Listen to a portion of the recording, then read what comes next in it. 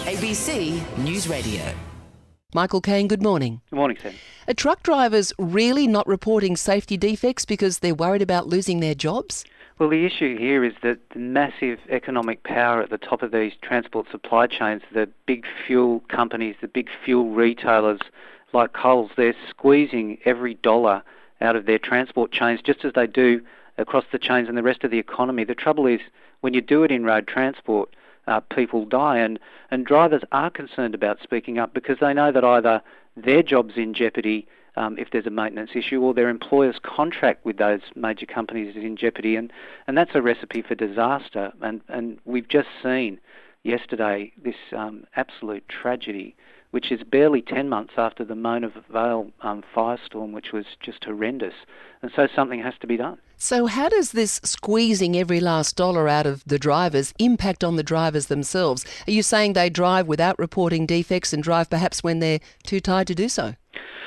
Well, there's deadlines that are unrealistic for a start, and drivers having to work too long to make a living, drivers having to work too fast because they've got unrealistic deadlines, and then compounding that, drivers who just don't have the confidence to speak up for fear of repercussions for themselves or their company. And when you've got such economic power and the power to decide whether or not contracts will be awarded and quickly changed from one company to another, that's an economic power that has to be looked at, and that's why we're launching this action as soon as the papers are ready. So has the TWU ever approached any of these large companies about the pressure on drivers?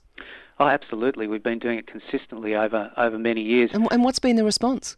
Well, the response has been the almighty dollar reigns, and that's why in recent times, in 2012, the Gillard government put a tribunal in place.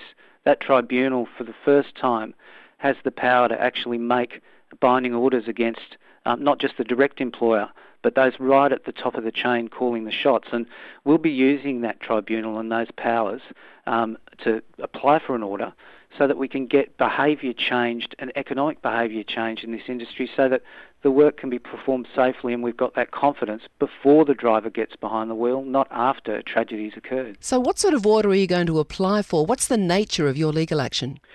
Well, we're going to be saying that these massive economic interests are not allowed to have transport work done in the oil, fuel and gas industry unless certain conditions are met. And that means they've got to make sure enough money flows to the operators that they use to transport the goods. They've got to make sure that enough money flows so that drivers are trained, they're rested, and they have the confidence to be able to speak up on maintenance issues, and also proper auditing processes for maintenance of vehicles so that the community knows when they're looking in their rear vision mirror that they can have some level of confidence about the safety of that vehicle and the safety of the driver. So, Michael Caine, what power has the tribunal really got? Does it have the power to implement those conditions?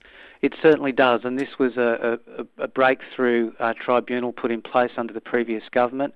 After 20 years or more of independent research, judicial determinations, coronial inquiries, bipartisan support for the underlying principles, and it certainly does have those powers, and we'll be asking those powers to be used. Unfortunately, Sandy, there are some that are against us on this. The likes of Coles, significant donors to the Liberal Party, have really been lobbying hard for the tribunal to be abolished. And there's plenty of speculation that in fact it will be. That's right. The government's been going around, at least in private forum, and calling the tribunal red tape. Well, it's not red tape. It's a tribunal that has the capacity to change economic behaviour and therefore save lives. So what other path could you take? If the tribunal is abolished, what other avenue could you go down to try and ensure the safety of your drivers whilst they're on the road? Well, it's always a difficult question, but one thing's for sure, that drivers have been raising these issues for years. There have been decades of inquiries about the economic pressure at the tops of these chains. And so we'll continue to call on these massive companies, massive fuel companies and retailers to come to the table to negotiate arrangements in their supply chains so that work is done safely. They've got the economic power. They should be using that economic power for good and not turning a blind eye to these issues that leads to these tragedies that we've seen in the last couple of days. All right, Michael, I'll leave it there. Many thanks for your time this morning. Thanks for that. Bye-bye. Michael Caine, Acting National Secretary of the Transport Workers Union. abc.net.au/newsradio. Get your news now.